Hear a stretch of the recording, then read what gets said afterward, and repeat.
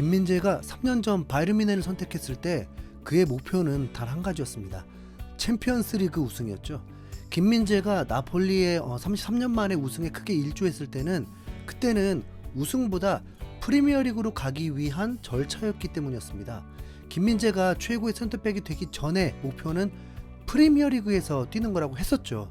그땐 큰 목표였는데 나폴리에서 우승을 하는 순간 그 꿈은 소박한 꿈이 되었습니다. 김민재의 실력은 이미 모든 클럽들에게 알려졌고 유명 선수가 되어버렸습니다. 3년 전 팬들은 김민재가 거의 맨유행이 임박되는 줄 알았습니다.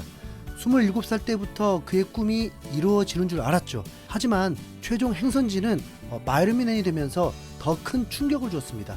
김민재가 뮌헨을 선택한 건 앞서 언급했듯이 그냥 우승하고 싶어서가 아닙니다. 챔피언스 리그 우승을 하고 싶다는 것이었죠. 뮌헨이라면 리그와 자국컵 대회 우승은 매우 확률이 높아지니까 맨유 같은 팀에게 챔피언스 리그 우승은 불가능한 영역입니다. 저를 비롯한 팬들은 맨유를 원하겠지만 김민재 자신의 꿈이라면 더 큰 챔피언스 리그 꿈을 꿀 수 있죠. 김민재는 챔피언스 리그 4강까지 경험은 했습니다. 문제는 챔피언스 리그가 김민재에게 좋은 기억이 없다는 것입니다. 그리고 어쩌면 올 시즌이 뮌헨에서의 챔피언스 리그 우승 마지막 기회가 될 수 있는데요. 뮌헨은 현재 챔피언스 리그에서도 아스날에게 패배한 거 빼고 전승으로 2위고 리그에서도 우승 확률이 90% 이상입니다. 후반기에는 중요 선수들까지 부상에서 복귀를 하면서 더 강해진 상황이고 김민재는 전반기에 요나단 타와 우파메카누보다 출전 시간도 적어서 3년 만에 가장 좋은 후반기를 맞이할 수도 있습니다. 명예 회복 찬스라고도 볼 수 있죠. 그런데 19라운드에서 충격적인 상황을 겪게 되었습니다. 아무리 주중에 챔피언스 리그 경기를 치렀다 해도 뮌헨 스쿼드가 매우 좋은 만큼 홈에서 중하위권 팀을 상대로 충분히 연승을 달릴 수 있을 것으로 보였습니다. 콤파니 감독이 김민재를 또 선발 출전시키면서 타와 콤비가 되었습니다. 전반 60여 분까지도 1대0으로 앞서가고 있었습니다. 그런데 갑자기 중원 자원을 교체하고 데이비스도 교체를 하더니 충격적인 이실점을 하면서 패배를 당해버렸습니다. 실점은 동료들의 실수로 인해서 나왔습니다. 김민재는 팀을 위해서라도 풀타임을 소화해야 했을 텐데 4일 뒤에도 출전이 유력한 타를 그대로 두고 김민재를 교체를 시켰습니다. 뮌헨은 황당하게도 도르트문트나 강팀에게 패배한 것도 아니고 중하위권 팀에게 일경을 당하면서 무패 우승은 날아가 버리고 말았습니다. 물론 우승이 날아간 건 아니고 구단이 무패 우승만이 목표였던 것도 아니니까 뮌헨이 곤경에 빠진 것은 아닙니다. 김민재 소속팀이 챔피언스리그 우승이 그대로 가능하다면 김민재가 최근에도 인터뷰를 했듯이 뮌헨에서의 목표는 트래블이라고 했었습니다.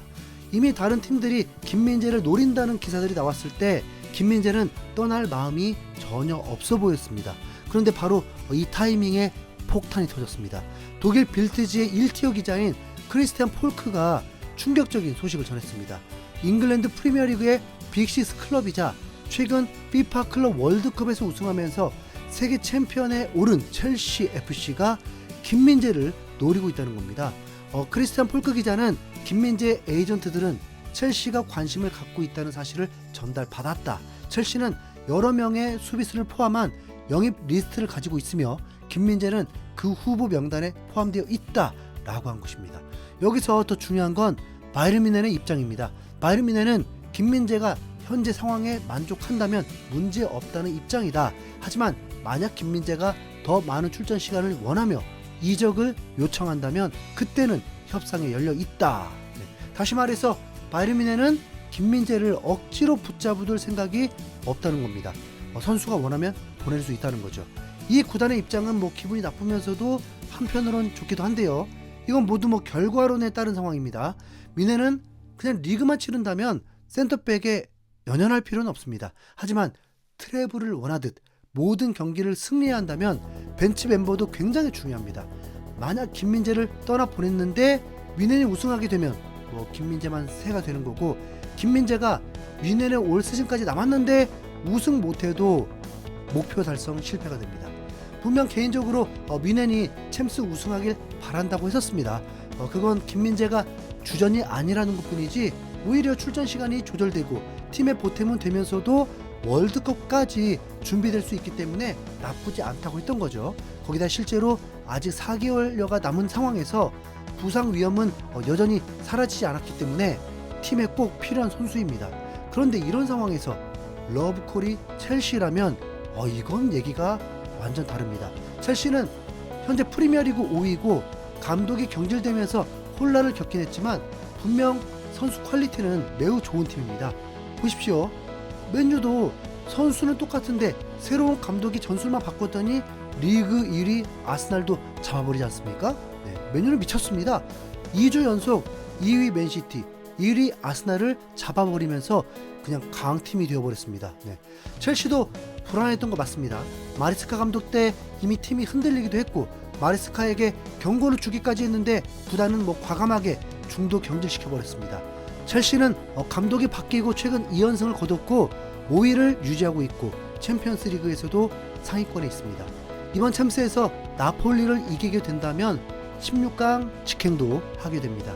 첼시는 이미 챔피언스 리그도 2번 우승했었고 프리미어 리그도 6번 우승을 했고 지난 시즌 놀라운 반전으로 피파 월드컵에서 파리 생제르맹을 꺾고 우승도 했습니다. 첼시는 이게 정말 장점입니다. 예상치 못할 때 꼭 우승을 하더라고요. 네. 첼시는 그냥 딱 한 단어로 말할 수 있습니다. B클럽이에요. B클럽. 구단 경제 가치도 7, 8위입니다.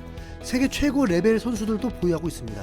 프리미어리그에서 우승하기 힘들다는 것뿐이지 뮌헨과 맞먹는 매우 좋은 클럽입니다. 김민재가 이 첼시로 이적을 한다면 그건 얘기가 다르죠. 무조건입니다. 무조건. 실제 국내에서도 뮌헨 팬보다 첼시 팬이 월등히 많습니다. 팬들은 제발 가자. 첼시 탑티어 센터백 정말 필요하다. 김민재는 EPL에 어울린다. 뮌헨은 진짜 아니다. 이제 떠나자. 민재는 레드보다는 블루다. 독일 3년 너무 길었다. 아마도 팬들에겐 프리미어리그가 재밌기 때문에 프리미어리그 B클럽을 더 선호하겠죠. 현재 첼시의 선택백을 보면 코릴, 찰로바, 포파나, 아다라비오, 바디아실 총 5명을 보유하고 있습니다. 숫자만 보면 바이에른 뮌헨보다 센터백이 더 많죠. 하지만 신뢰할 만한 선수는 없습니다. 코릴은 십자인대 파열로 오랫동안 출전 불가입니다. 이러고 보니까 확실히 센터백은 경험이 중요하다는 걸 구단도 깨달은 것입니다. 그래서 첼시에서 김민재 영입을 원하는 이유도 감독의 직접 픽이었다고 합니다.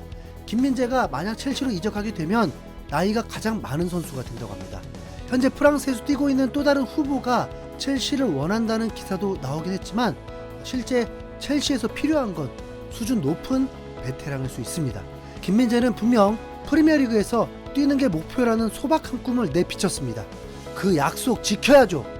그럼 김민재가 말년의 우승과도 먼 프리미어리그에서 뛰는 건 맞지 않죠. 현재 뮌헨에서 주는 주급은 프리미어리그에서는 맨시티, 리버풀, 아스날, 맨유, 첼시만 가능합니다.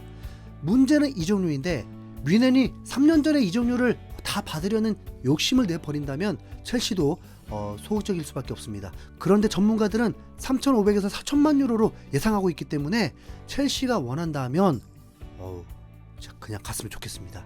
아직 이적 시장은 5일 정도가 남았습니다. 첼시 뜬금없이 우승하고 그런다니까요. 혹시 알아요? 챔스에서 단 5개월이라도 정말 재미있게 프리미어리그를 보고 싶습니다. 맨유가 진짜 너무 부럽단 말입니다. 김수영고래였습니다. 감사합니다.